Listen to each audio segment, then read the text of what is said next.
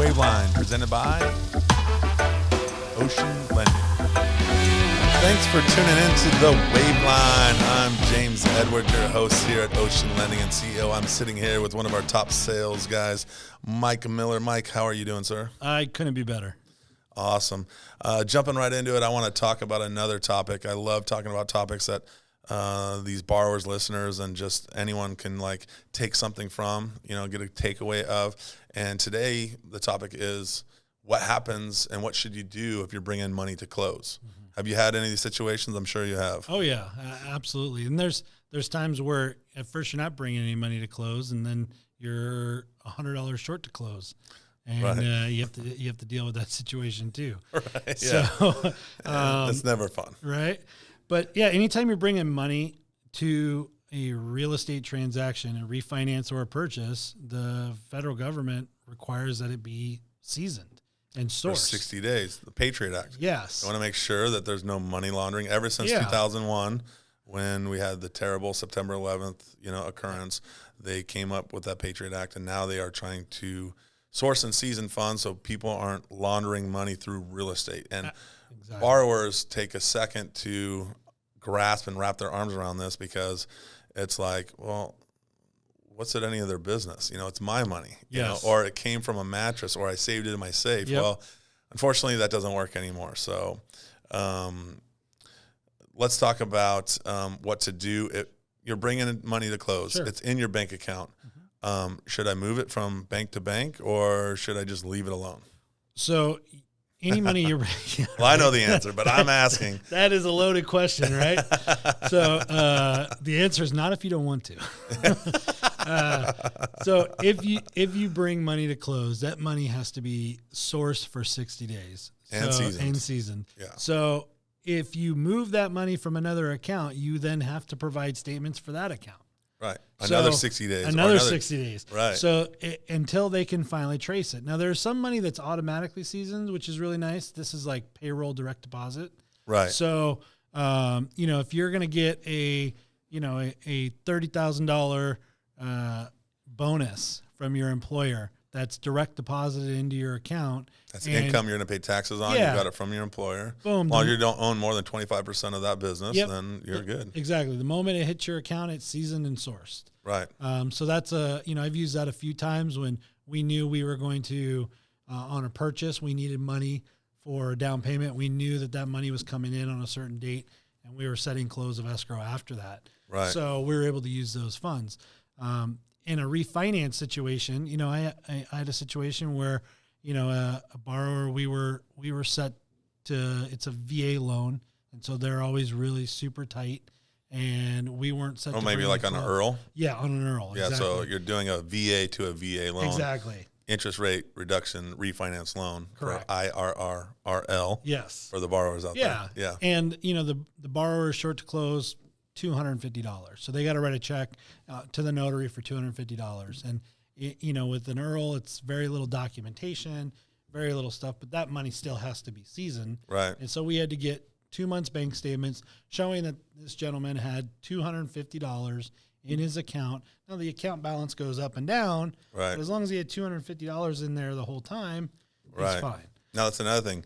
Let's say that somebody has some challenges, let's say, and they have some NSFs. Mm-hmm. That could definitely be a problem too, because they're going to take whatever shortages that you had that month, and this almost doesn't make any sense, but this is the way that it works, is they're going to take that shortage amount and they're going to take it off from whatever amount that you have at your last statement date. Yeah. So you got $1,000 in there, but you went NSF for $250. You only really have $750 in there. Exactly, and that's why it's so important if you're looking at doing some type of either refinance or purchase that you start to kind of clean that stuff up.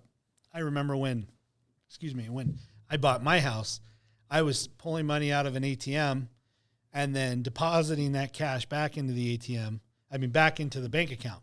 Yeah, and can't source that. And I, as a borrower, I thought, it's my money. Wait a second. I can show you $1,000 worth of withdrawals and $500 worth of deposits. So I'm not depositing more than I withdrew. But the moment I pulled that money out as cash, it no longer counts. Right. And so when I went to do my next refinance and my next purchase, I made sure 60 days ahead of time, we stopped moving money around. We stopped doing any of that type of stuff. Let money go in. Right. If I needed to pay something, I was using a credit card or another account. Now, to get qualified, a lot of times people will have a non-occupying co-borrower, or they'll get gift funds. And so they have somebody that's not living with them, but they're using money from their account to bring into closing. Well, the same rules still apply, don't they? They do. Right. And most recently I had a transaction where, I had a borrower who, whose significant other gave them, a significant amount of money, $3,000, $4,000, $5,000, and it came as in the form of a transfer. And so on their bank statement, it shows transfer from account number XXX312 or 123. Right. And so now we have to get 2 months days of those accounts. Yeah. Right. And, that can cause some issues because a lot of times somebody the donor doesn't want to show what their statement says. They're going to look at all your line items on there. So, and they're not even a part of the transaction.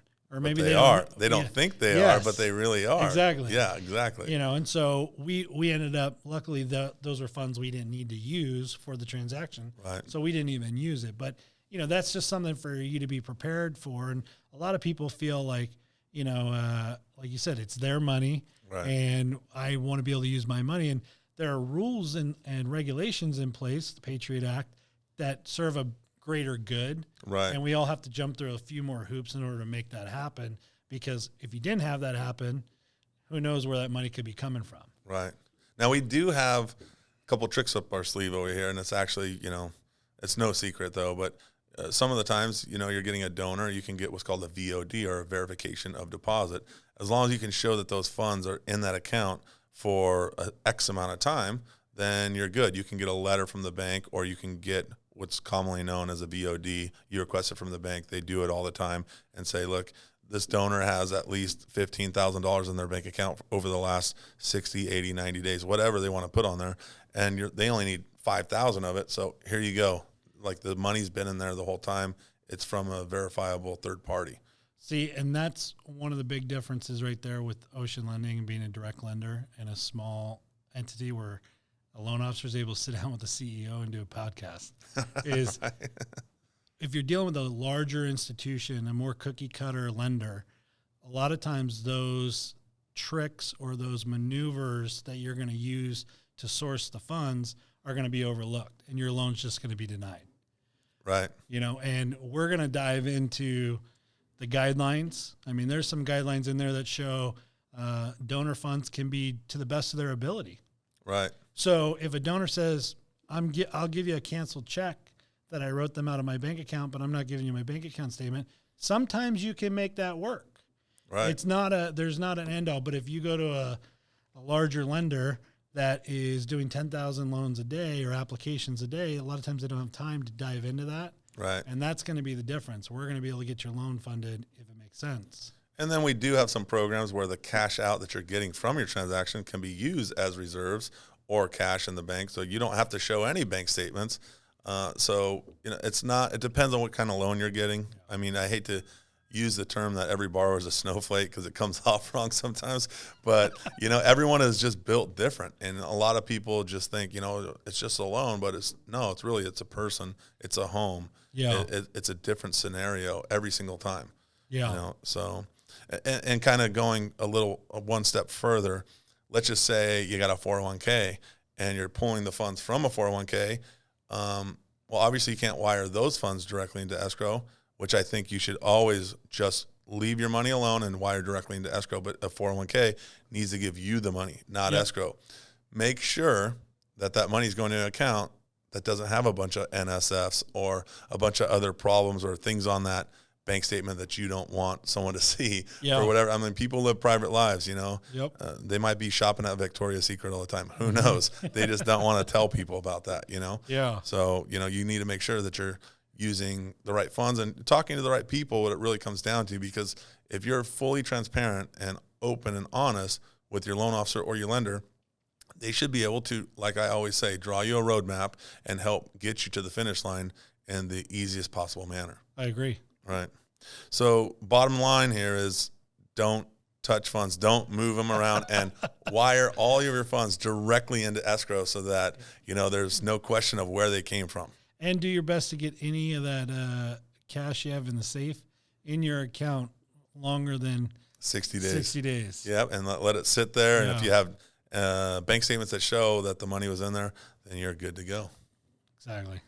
Awesome, Mike. Well, thanks for joining me on the Wave Line, and it's been another great day. Ride the wave. Ride the wave with Ocean Lending. For more information, please reach out to us at www.oceanlending.com.